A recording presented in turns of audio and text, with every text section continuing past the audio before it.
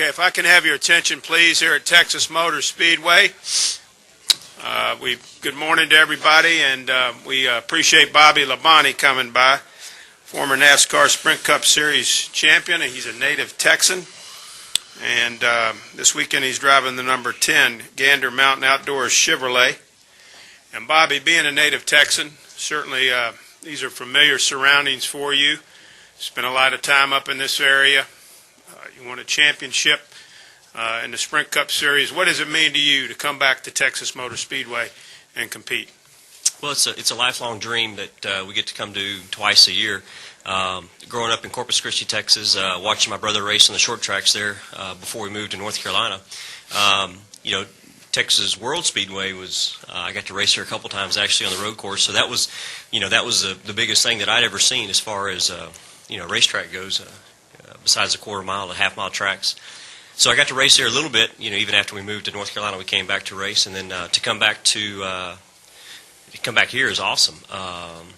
We were able to be a part of a select group that came down and blew up part of the soil here and got the track started. Dale Earnhardt, myself, Jeff Gordon, and Terry came down here. So it was kind of cool that we got to see this place, as virgin soil, as you might say, and to come back here year after year and see the fans come out, to see this racetrack the way it is. I mean, when you come down 35 and you look at the lights, it's like, it resembles, obviously like huge stadiums or big time events. So it's really cool to come back, and it's a good racetrack.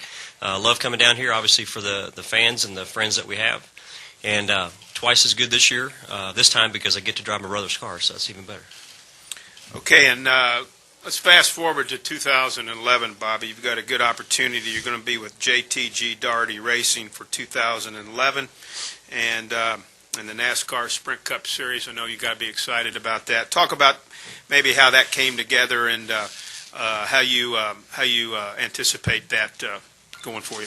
Yeah, I'm really excited about that. Tad and Brad came to my motorhome in Chicago, and they told me that Marcus was leaving, and they asked me if I'd be interested in driving their car next year, and I was like, about 5 seconds later, I said, yeah, sure. And I said, well, hold on a second, let me think about it.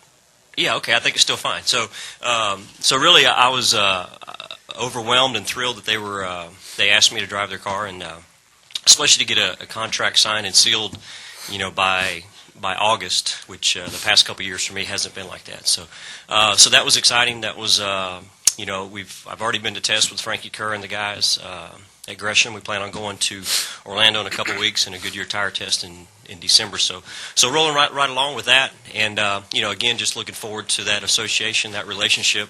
Tad's we talk a lot.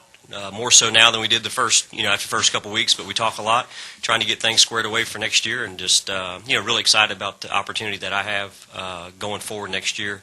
A great race team, a great group of people, great staff there at MWR that they're working with, and a lot of resources to have. So can't wait for, obviously, in a couple of weeks to test, and next year to get started soon. Okay, we'll open the floor up for questions for Bobby Labonte. We'll start right here. If you'd state your name and who you're with, and we'll move to the back. Go ahead. Mike Muller, and Mike Muller doesn't know. What was that supposed to be, that sort of shrug and look? Hey, Texas World Speedway. Texas World Speedway. Yeah. Now, can you translate that to California, 23 degrees? What would these cars look like at California if it were like Texas World? Or what would these cars look like at Texas World today? Well, I think, the last time I was there testing was in 1995, so I know Greg Biffle's been down there testing a couple years ago, and speeds were 220-ish, and so without soft walls, that's probably not very good.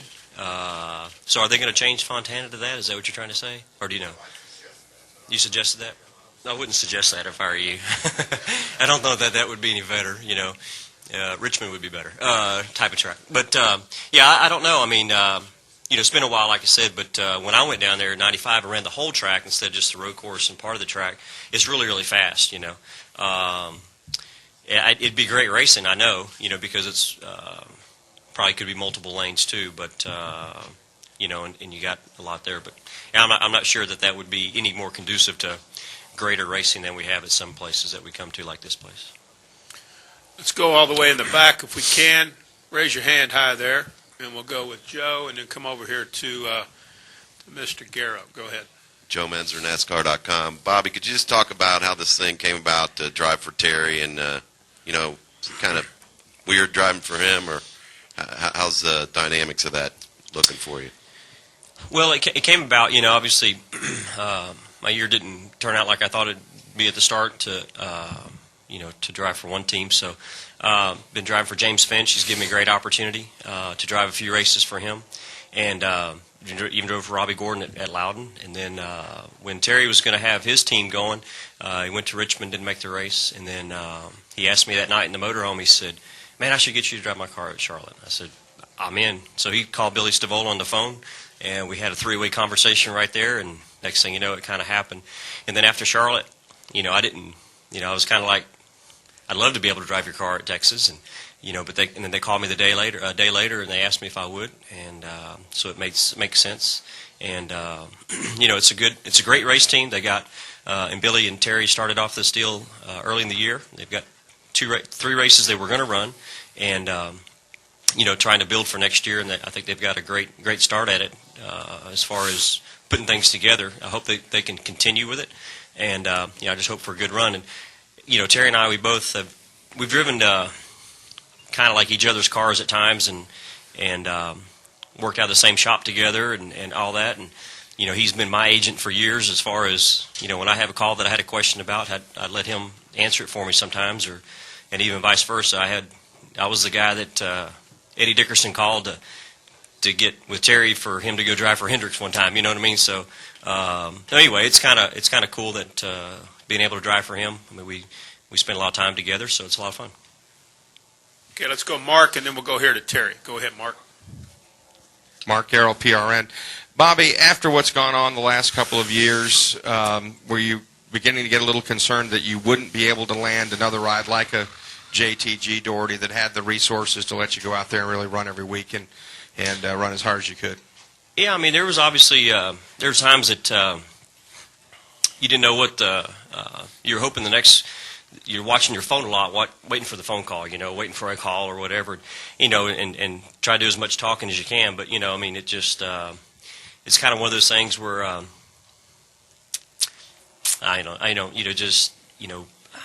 guess the best way to put it is just kind of live by faith and just, what happens, happens, and you're not sure. And if it hadn't happened, it's just the way it is. But very fortunate and blessed that it happened and have, but obviously there was times that, you weren't sure that, what was going to take place. Let's go Terry, and then we'll take this young lady right here. Go ahead. Bobby, I think I know the answer to this, but who's it tougher to drive for, your dad or Terry? And talk about it. Oh, that's easy. My dad. Yeah, my dad's a lot harder to drive for than Terry.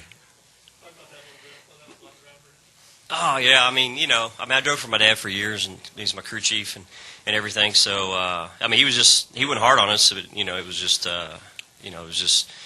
he was just very determined, so it was probably a little bit more difficult with him. Go ahead. Hi, Julie Tam from NBC5 here in DFW. Can you just kind of go into a little bit about the fan experience? Like, how has racing evolved here at TMS for the fans? Well, I mean, I know that everything's bigger and better in Texas, obviously, and I can state that, and that's a truthful statement. But, I mean, just the fans here, I mean, obviously, over the course of the years, they've really been supportive of the racetrack, and, they would come out here for the week and then week before the race and start camping, parking and tailgating and stuff like that. And the amount of fans that showed up for this event, the first several times, and knowing that the support that the track gets is a great market. Bruton Smith, Eddie Gossage, they do a great job promoting it.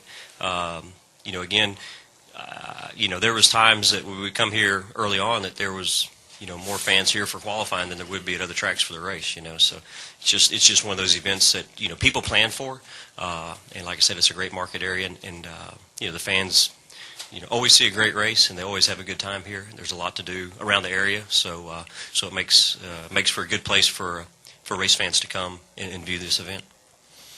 Claire B. Lang, Sirius NASCAR Radio. Bobby, can you talk about your evolution as a stock car driver now? You're more mature.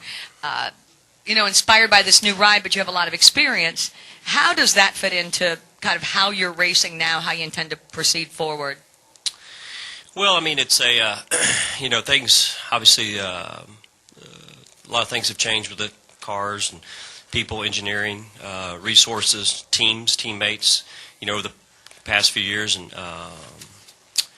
at Gibbs, I had a lot of that there with Tony.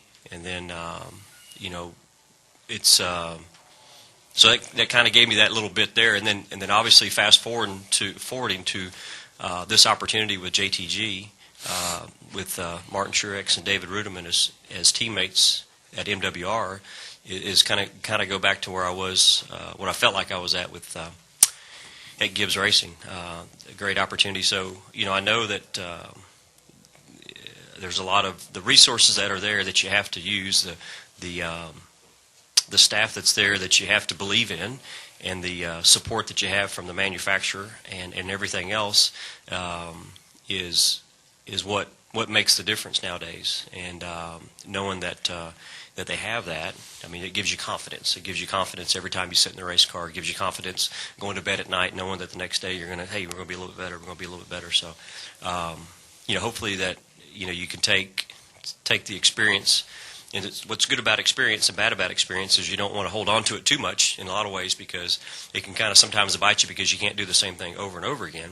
But hopefully you can take the experience that they have and the new stuff that makes the cars go faster today.